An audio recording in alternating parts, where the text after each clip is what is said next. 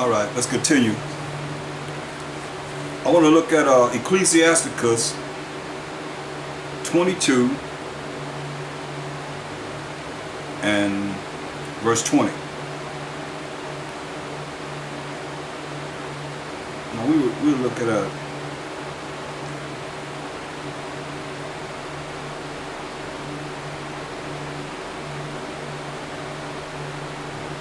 verse 22. If thou hast opened thy mouth against thy friend, fear not. You said something about your friend, say fear not. But there may be a reconciliation. You might be able to, reconcile back to your friendship with them. Except for upbraiding or pride. You're too arrogant to realize how you should be. Or disclosing of secrets. You done told something that he shared with you that was in secret, or she shared with you that was supposed to be secret. You went blabbing your mouth to people. Or a treacherous wound.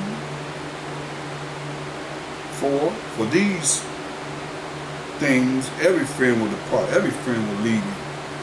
So you ain't none of my friend no more. Giving you clear indication.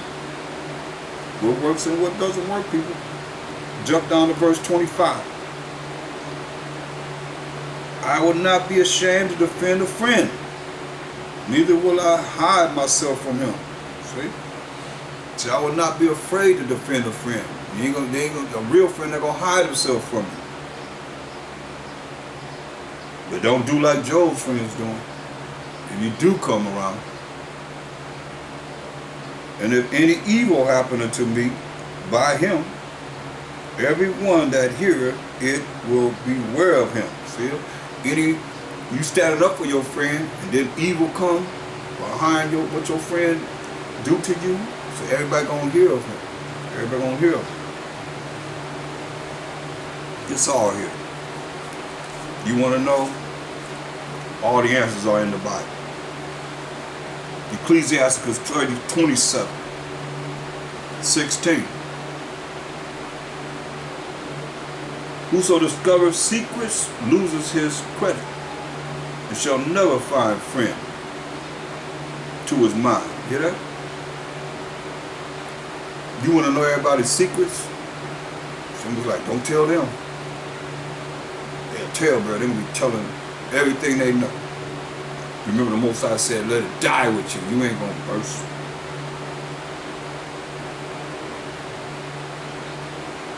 Love thy friend, and be faithful unto him. But if thou betrayest his secrets, follow no more after him. You tell his secrets, don't follow after him no more. For as a man hath destroyed his enemy, so hast thou lost the love of thy neighbor. See, as a man has destroyed his enemy, so have you lost the love of your neighbor.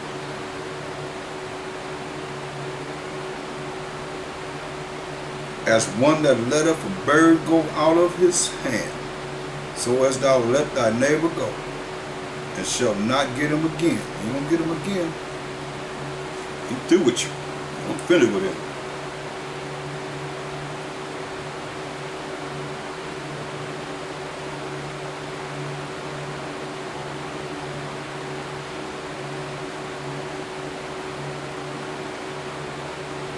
Follow after him no more, for he is too far off.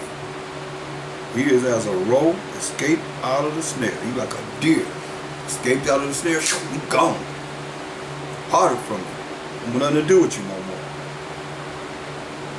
As for a wound, it may be bound up, and after reviling, there may be reconciliation. After arguing back and forth, might be, reconcile back to being friends.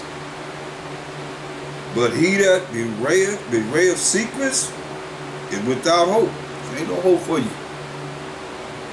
Certain things are private, secret. You telling them, ain't no hope for that.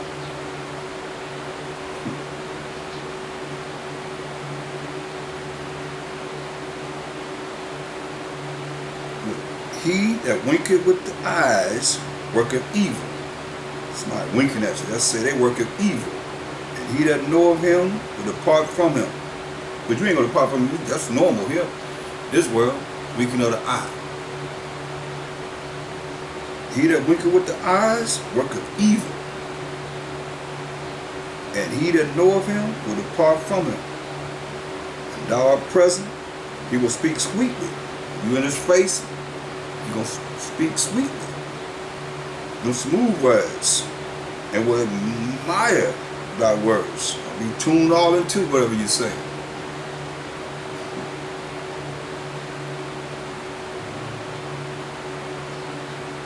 But in the last, he will write in his mouth and slander thy sayings. Hear that? In the last, he gonna rent his mouth and slander thy sayings. And slander whatever you done said. But, 23, when thou art present, he will speak sweetly and will admire thy words. This is somebody that's a hypocrite, that's phony. Fake. They ain't real. Hearing what you say, but they're really not with you. But at the last, he will rinse his mouth and slander thy sayings. Will slander what you say.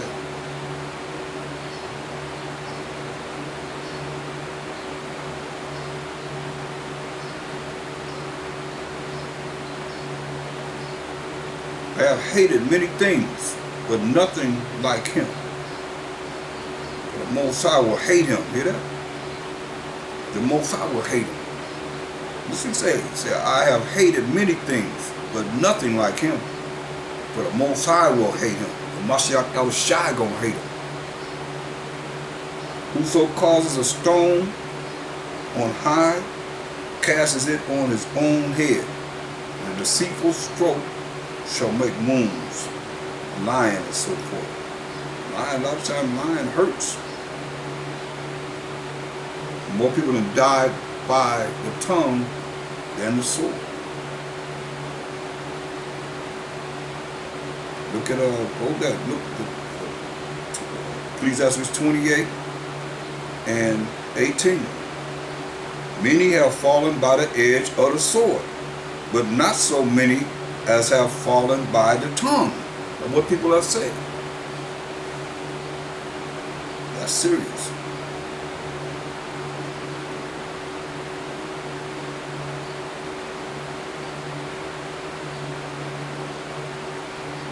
Going back to Ecclesiasticus 27, verse 25.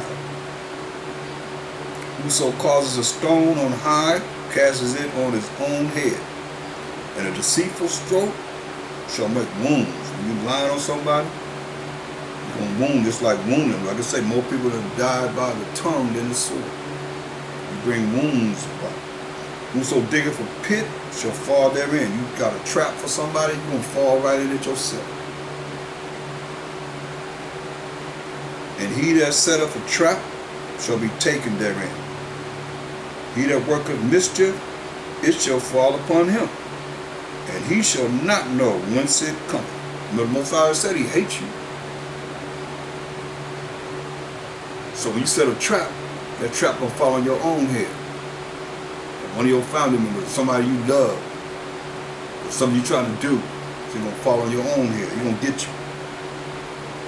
He that worketh mischief, it shall fall upon him, and he shall not know whence it cometh. You ain't gonna know when it's coming. It said, mockery and reproach, disgrace are from the proud, but vengeance, as a lion, shall lie in wait for them. I love it. He said, mockery and reproach are from the proud. Mocking someone and disgracing someone is from the proud mouth. Humble mouth not gonna do that. But vengeance as a lion, vengeance as a lion, shall lie in wait for them. Hear that? Vengeance as a lion gonna wait for them. Tear them up. Say, they that rejoice at the fall of the righteous shall be taken in the snare. You that rejoice at the fall of the righteous, you're gonna be taken in the snare. You're gonna be taken in the trap. The trap is gonna be set for you.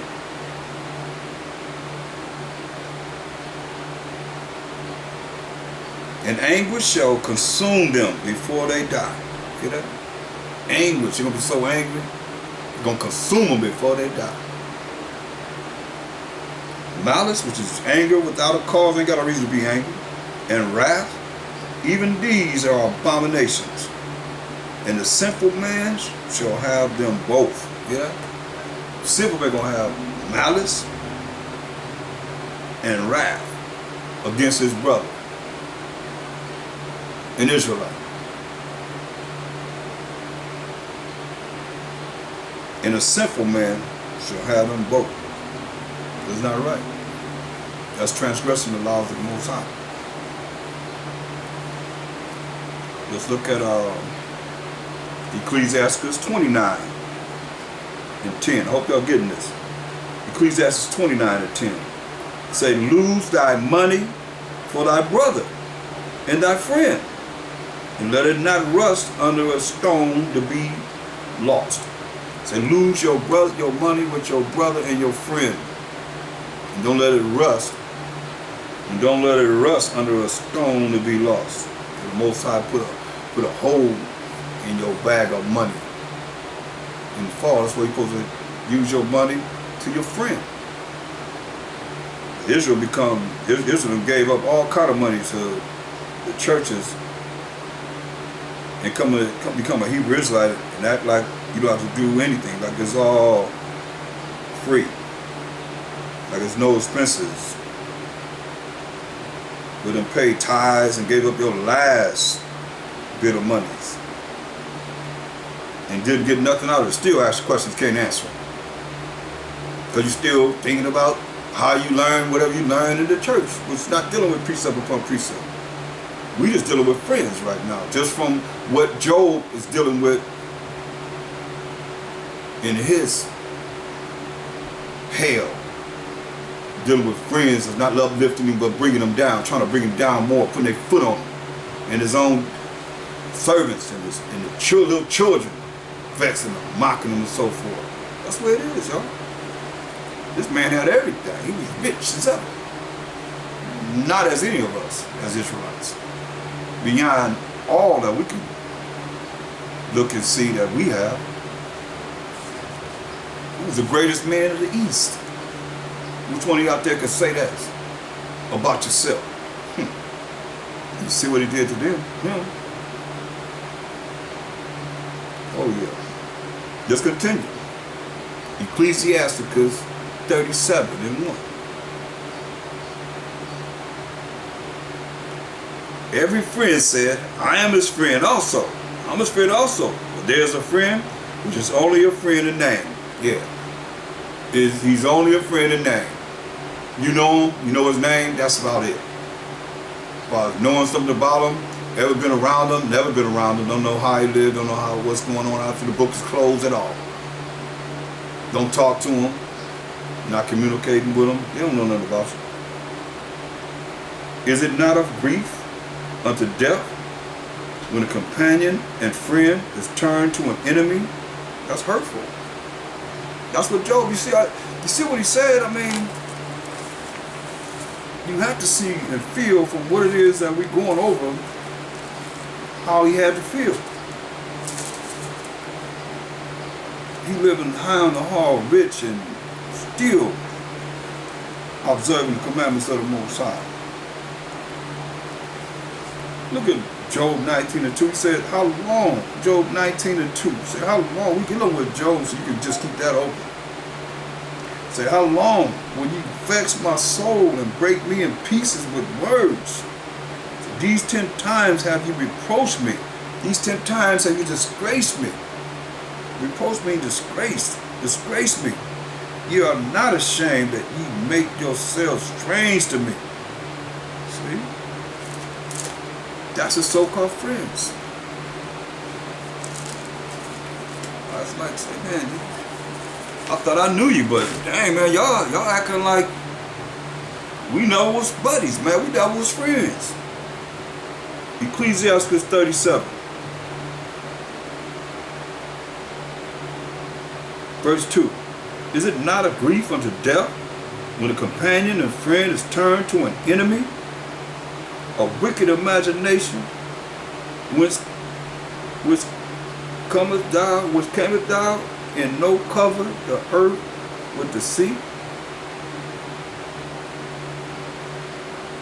There is a companion which rejoices in the prosperity of a friend. As Job companions were. They rejoice in the prosperity of a friend. But in the time of trouble will be against him. See? That's what I just said. He vexed in the spirit. Time of trouble will be against him. There's a companion which helped his friend for the belly and taketh up the buckler against the enemy. He'll fight for you and everything. Forget not thy friend in thy mind, and be not unmindful of him in thy riches. Meaning, when you come up, think about your friend, help. Your friend. That's what it's saying.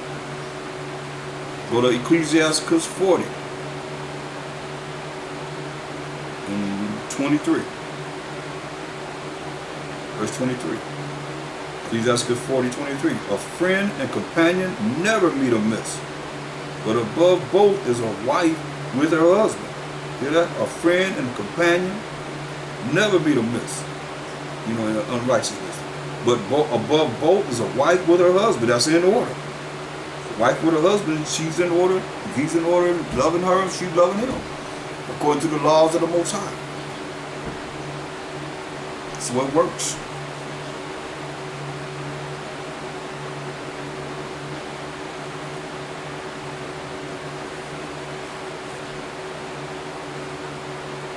So anything that's not as such is out of order. It's not in order. So let's go back to Job. I think I gave y'all enough on friends. That should be enough. I got a lot more, but I'm going to stop there. We just continue on Job.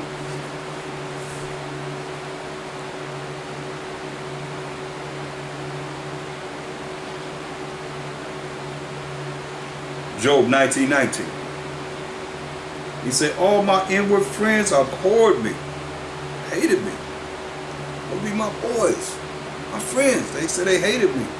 And they whom I loved are turned against me. You just got enough ammunition that I just gave you through the Spirit of the Most High to look at how it's supposed to be.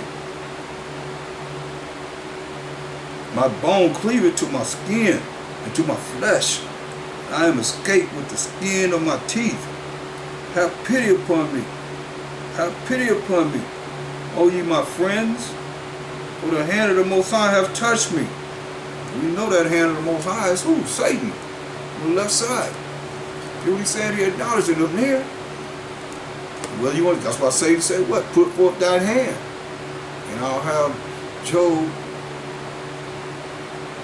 to curse you to your face. That's what he said. Verse 21. Job 19:21. Have pity upon me. Have pity upon me, O ye my friends, for the hand of the Most High hath touched me. The hand of the Most High is who? Satan. Look at Psalms 102 and 5.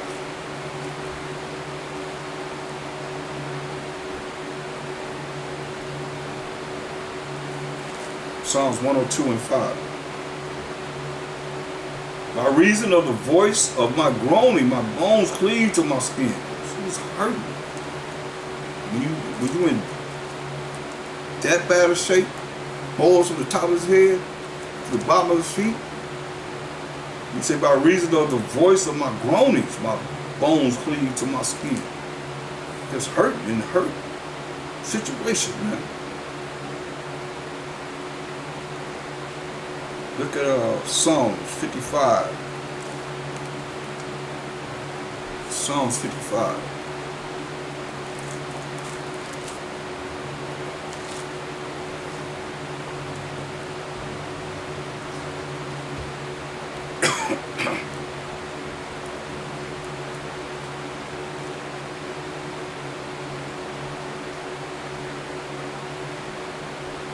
Look at let's start at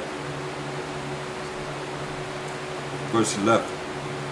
Psalms 55:11. It says, wickedness is in the midst thereof. Deceit and guile depart not from her streets. For it was an enemy that reproached me. And when Job being reproached, disgraced by his friends, supposed to be friends, then I could have borne it. So I could have taken it. If it had been an enemy that was, disgracing me, so I could have taken that. Neither was it he that hated me that did magnify himself against me. Then I would have hid myself from him. Say, hey, I would have been around him. I would have been able to know how to hide myself from him. But it was thou, a man mine equal, his friend, my guide, and mine acquaintance. See?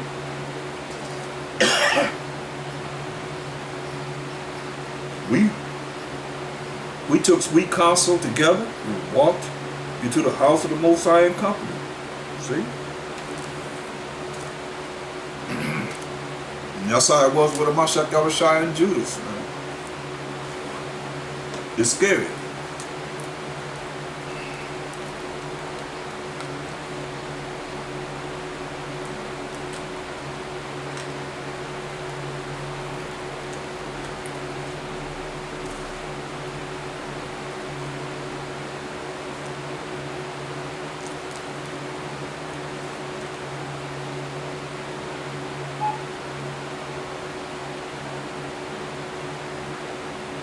Psalms 102 and 5.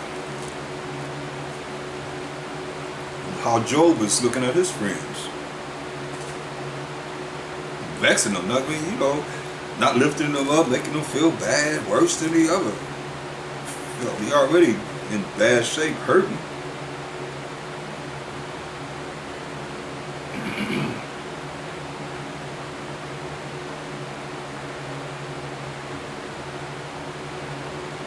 Says Psalm 102 and 5, by reason of the voice of my groanings, my bones cleave to my skin, hurting. Verse 8, mine enemies reproach me all the day, and they that are mad against me are sworn against me.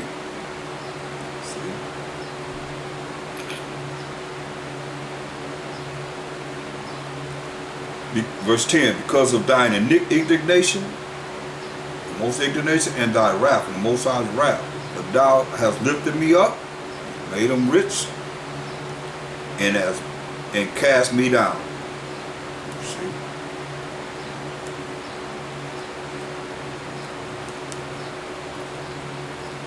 And this is what Job was feeling.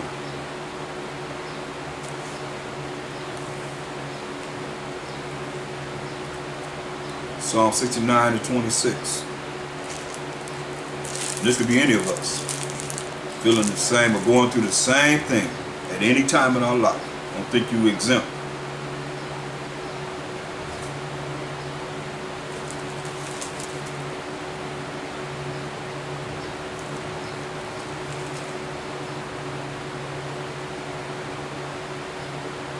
Look at Psalm 69 and 26.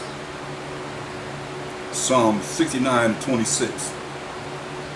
For they persecute him whom thou hast smitten. Ain't that what's happening with Job?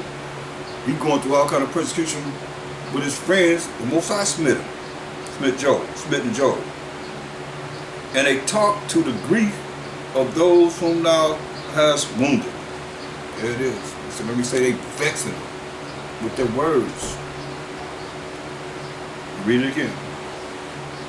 Psalm 69 and 26. For they persecute him whom thou hast smitten. They talk to the grief of those whom thou hast wounded. They talk to where he said, hey, you grieved and vexed, man. Reproaching him. meaning disgracing him. He's just grievously vexed behind their words. They're not trying to lift him up at all. But he's down and out. Verse 22 of Job, the 19th chapter. Why do you persecute me, as the Most High, and are not satisfied with my flesh? Oh, that my words were now written. Oh, that they were printed in a book. Oh, they are. We read them, Job. That they were graven with an iron pen and laid in the rock forever. They are. We read them. For I know that my Redeemer liveth, and that he shall stand at the latter day upon the earth. There it is. See, I know that his Redeemer liveth through all that he's going through, all the vexation and all the things that we went over as friends, his friends dealing with him. He done lost everything. He's hurting. He got boils all over his body. A lot of y'all probably can't remember it. Y'all can't even relate if you haven't ever been in a lot of pain or painful situations where you had to be in pain for days and days and days and days and weeks or whatever. You might not even understand what he's going through. You can't. A lot of y'all can't relate because you ain't been through it. You ain't been through no pain and suffering, so you might not understand it as deep as you should in the spirit. Look at verse 25. All that he's going through. He said, but my Redeemer, for I know that my Redeemer liveth, and that he shall stand at the latter day upon the earth. There it is. Our Redeemer liveth, and he gonna stand in the last days upon the earth. He coming. As it is written. And though after my skin worms destroy this body, yet in my flesh shall I see Most High, Mashiach Yahushua. You know that. He endured to the end. He said, and though after my, he says, and though after my skin worms destroy this body, and worms going to destroy the body to go back to the dirt, yet in my flesh shall I see the Most High. That's deep.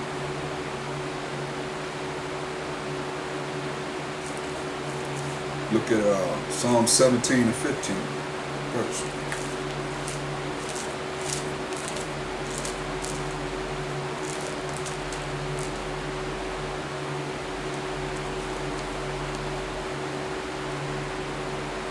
As for me, I will behold thy face in righteousness. I shall be satisfied when I awake with thy likeness. That's right. Awake with the likeness of the Most High, the Mashiach Yahushua, to everlasting life, he's saying. 1 Corinthians 13 and 12.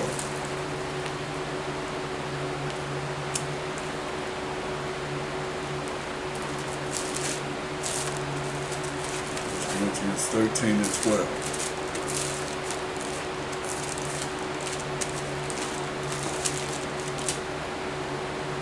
For now we see through a glass darkly, but then face to face. Now I know in part, but then shall I know even as also I am known. So everything gonna change. He say right now we look into a glass darkly, can't really see through it.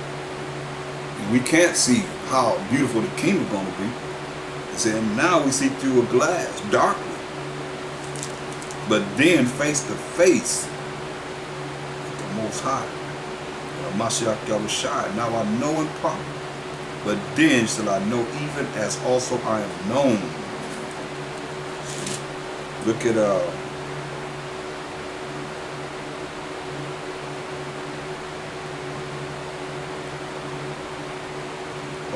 1 Corinthians 15.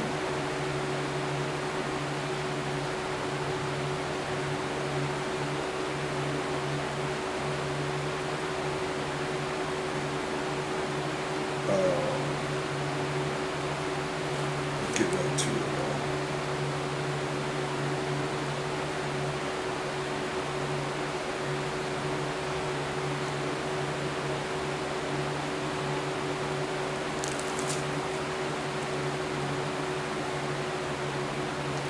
look at 1 Corinthians 15 and 52.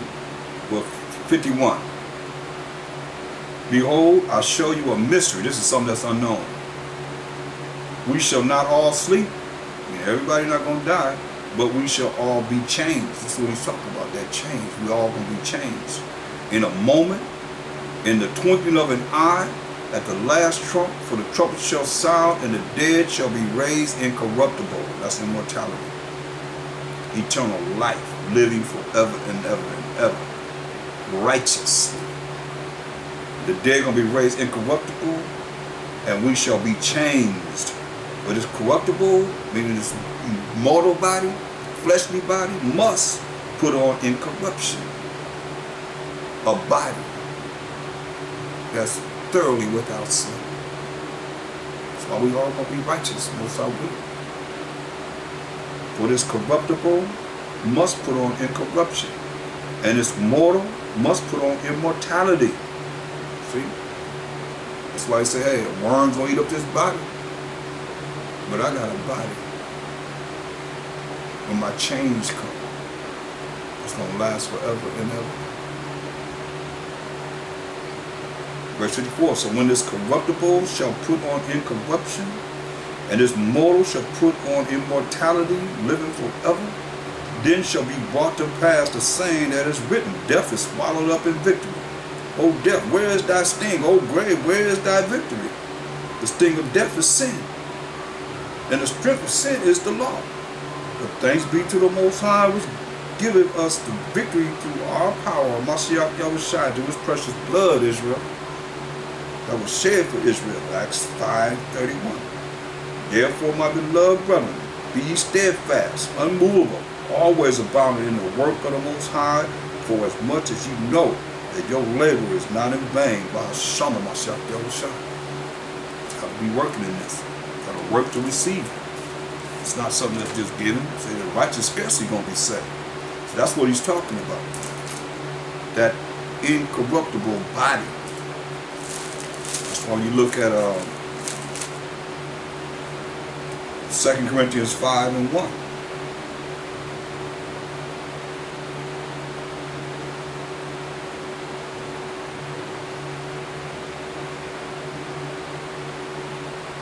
Let's go to 2 Corinthians 4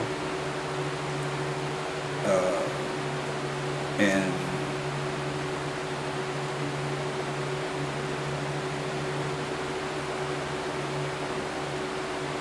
let's look at verse 16.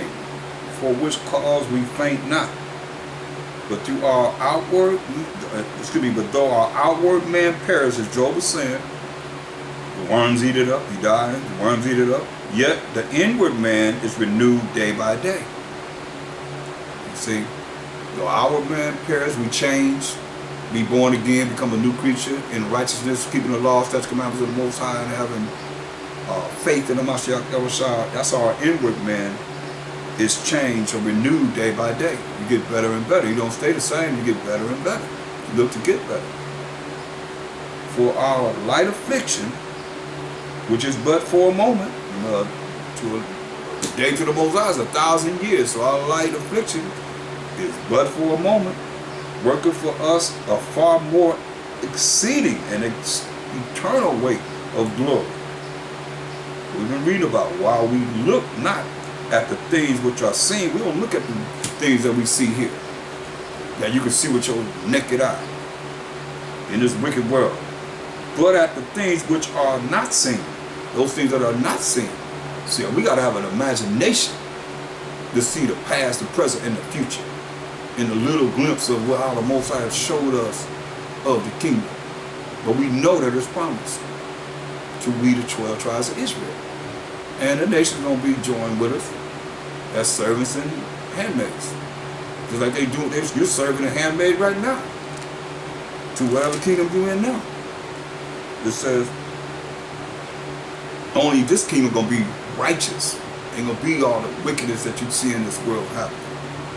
All the wicked people are gonna be put to death. It says, while we look not at the things which are seen, but at the things which are not seen. For the things which are seen are temporal. It's just temporary. The things you see now, you close your eyes and open your eyes, everything you see is temporary. It will be burnt up to a crisp. But the things which are not seen are eternal. The things that's not seen means it's going to last forever and ever and ever. Everlasting. Without an end. Now, 2 Ezra 5:1.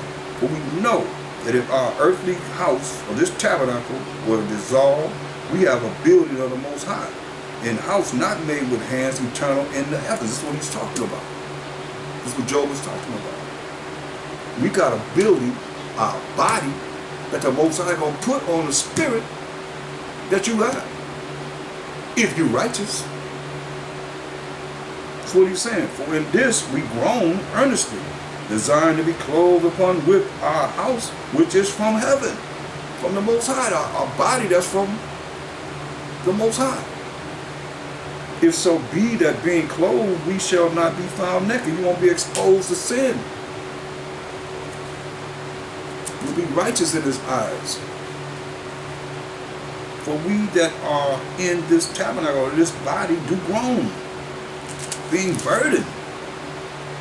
Not for that we would be unclothed, but clothed upon, that mortality might be swallowed up of life. This mortal body might be swallowed up to a body that's going to last forever and ever and ever. That's what eternal life is talking about. Everlasting life. Living forever and ever and ever and ever. Now, he that hath wrought us for the self-same thing is the Most High, who also have given us the earnest of the Spirit. Therefore we are always confident, knowing that once we are at home in the body, we are absent from the Most High. For we walk by faith, not by sight. We are confident in our saying, willing rather to be absent from the body and to be present with the Most High. Wherefore we labor that whether present or absent, we may be accepted of him. That's the only way we're going to be accepted of him is do what he say do. Follow his laws, statutes, commandments, his rules and regulations. That's how you're going to be accepted of him. Other than that, you might as well just be out there in the world and be satisfied with what you're going to get, the lake of fire. Verse 10, for we all must appear before the judgment seat of Mashiach Yahushua, that every one may receive the thing done in his body, according to that he have done, whether it be good or bad. You know? So everybody gonna be the judgment seat of Mashiach Yahushua, because Most High is giving him the power to judge everyone. And hopefully you get that eternal body that's gonna last forever and ever and ever. That change that is spoken of here. Knowing therefore the terror of the Most High and the Mashiach Yahushua, who persuade men that we are made manifest unto the Most High, and our trust also are made manifest in your consciousness, the way you think, the way you should be thinking. Knowing that the terror of the Most High, what do you say? Terror of the Mashiach Yahushua. This is after he says he's going to be judging you. Of what? Whether you was good or bad. You got the choice. He said you got your free will. You got the free will to choose life or death. Be cast to the lake of fire. That's what he's talking about.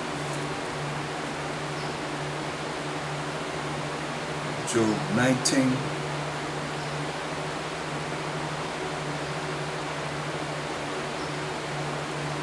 Verse 25. I love it. For I know that my Redeemer liveth, and that he shall stand at the latter day upon the earth. And though after my skin worms destroy this body,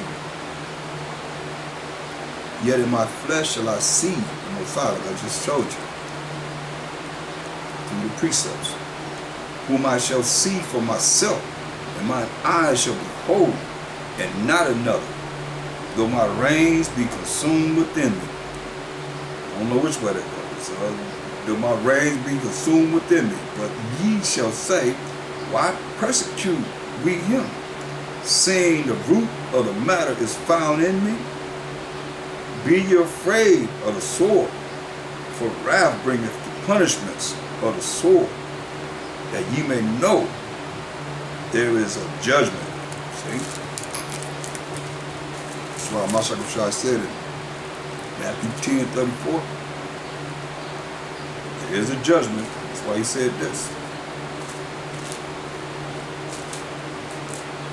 For all you love Israelites, whether you know you're Israelite or not, this is what he said in Matthew 10:34. Think not. What does that mean? Don't even think that I am come to send peace on earth. I came not to send peace, but a sword. There it is. There's that sword right there, coming straight from Mashiach Yahushua, coming from his mouth. Yeah, burn people up. This is what he said here, though. He said, for I am come to set a man at variance against his father, and the daughter against her mother, and the daughter-in-law against her mother-in-law. I ain't know that, huh? That's the vision. And a man's foes, a man's enemies shall be they of his own household. Wow. So a man's enemies gonna be they of his own household, his own family. Gonna be his enemies. He that loveth father or mother more than me is not worthy of me. That's if they contrary to this truth. And you trying to reach everlasting life. That's why he said in verse 36, a man's foes, which is enemies, shall be they of his own household. He that loveth father or mother more than me is not worthy of me. And he that loveth son or daughter more than me is not worthy of me. He that taketh not his cross and followeth after me is not worthy of me. I mean, you got to go through changes. You got to go through some affliction. You got to be dipped in the fiery furnace of affliction. So you ain't worthy of him. He that findeth his life shall lose it. And he that loseth his life for my sake, Hashem Mashiach shall find it. See? But you ain't know that. Mashiach dropping it right there. So, he also said this concerning people where he lived at. His people. Luke 19:14. But his citizens, that's where he lived at, hated him. See, they ain't love him. His citizens, his own people hated him. He said, a man's supposed to be there of his own household. Who's our household? We the children of Israel. House who live in a house, family. Man's supposed to be his own people. Listen, you see how against each other we are as a people. We love everybody else. Nobody love us, but we love everybody else and we hate each other. Listen. But his citizens hated him and sent a message after him saying, we will not have this man to reign over us. He said, we ain't gonna have him to reign over us. So this is what he tell him. What did he tell him? Verse 27. He said, but those mine enemies, which would not that I should reign over them, bring hither, bring them in front of me, and slay them before me. That's in red. He said, bring them before me and kill them before me. Y'all know about that sweet Jesus? Is that your sweet Jesus? But they'll read that in the church. Read them two verses in the churches. Since y'all supposed to be the men of the Most High, read those two verses. That'll give you another perspective of Mashiach Yahushua. You think, okay, well, you know he whipped everybody out the church. The church threw over their money, the money changers' tables. They ain't you out there with their money. But they profit of whatever they sold up in the church. Turn them tables over and whoop their butts out of the church. This is what we serve. Austere man. Like y'all, a lot of y'all want to be Most High. Most High is a man of war. Exodus 15:3. In St. John 10:30 say, I and my Father are one. The Mashiach Yahushua, he think he's not a warrior? I was tell you in Revelation 19:11, he coming back to judge and make war. Who you think coming back to fight? And shut down all these kingdoms. It's a Mashiach Yahushua through the power of the Most High. And his angels. Yeah. That's the way it is. It's like that. Can't nobody change it. That's the prophecy of the future.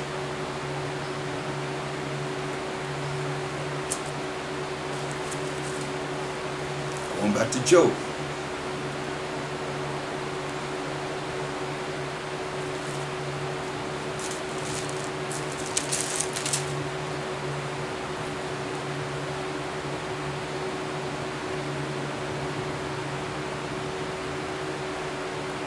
Job 20th chapter. Then answered Zophar the Naamathite and said, therefore do my thoughts cause me to answer, and for this I make haste. I gotta answer, I gotta speak fast. Couldn't wait to speak. I have heard the check of my reproach. I have heard the check of my disgrace, and the spirit of my understanding causes me to answer. Knowest thou not this of old, since man was placed upon earth, that the triumphing of the wicked is short, and the joy of the hypocrite but for a moment? You know, a hypocrite is someone that says something, but they don't do what they say. When the book is closed, they doing something else. Been a whole lot of hypocrites, a whole lot of hypocrites today, in our time. They tell you the law, but they don't follow the law. They say don't do this, but they do it.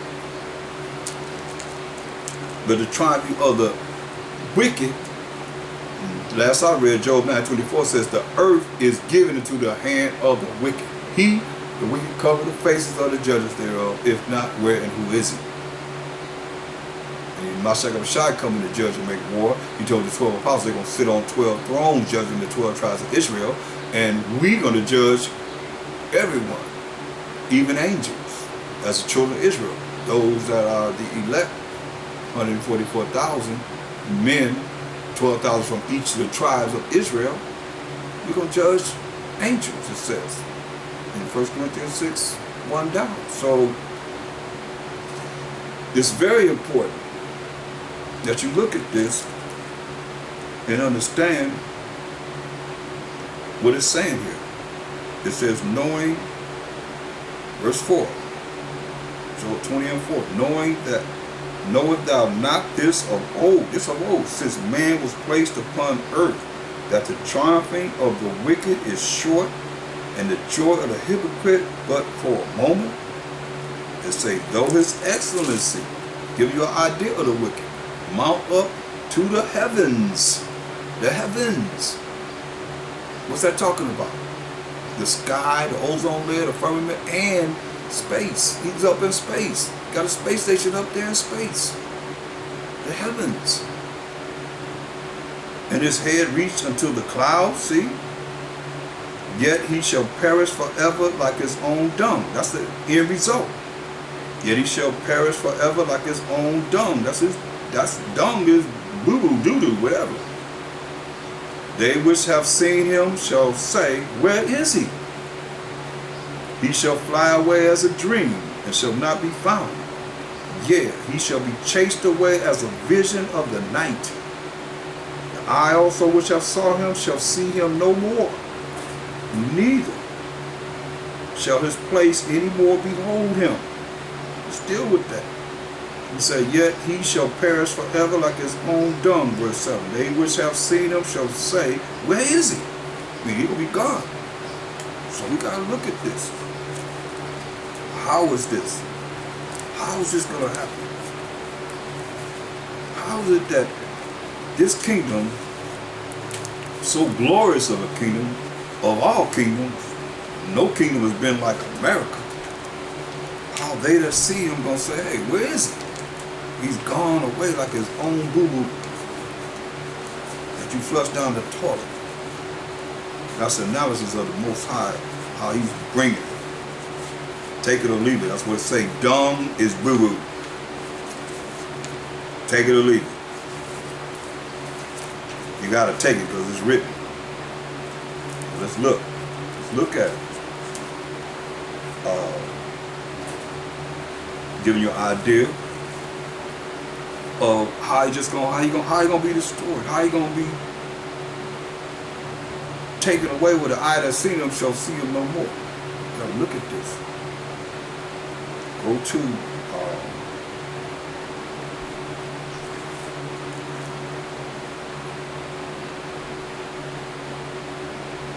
sure where to start here. Go to Isaiah, 34th chapter.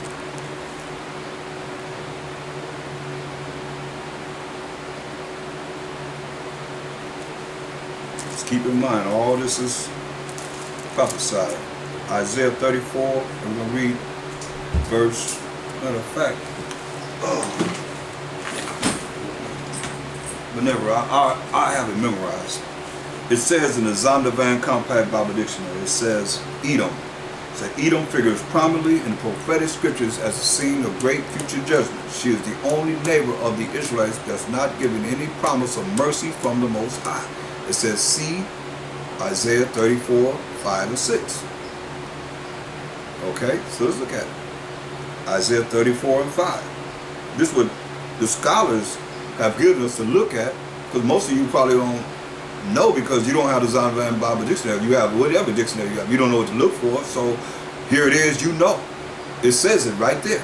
They know, so they gave us these scriptures to go by. So let's look at it. It says, for my sword, this is Isaiah 34 and 5. It says, for my sword shall be bathed in heaven. Behold, it shall come down upon Idumea and upon the people of my curse to judgment, right? So, Idumea, look that up in the Zondervan Compact Bible Dictionary. It says Idumea is Edom, Rome. We go into this because it says they're going to be forgotten like their own dung. They that see them shall see them no more. That's what it says. So, we got to look at that. Why is it saying that? It says, for my sword shall be bathed in heaven. Behold, it shall come down upon Idumea. That's what they gave us to look at. But the scholars have said themselves, it shall come down upon Idumea. Okay? Which is Edom, Rome.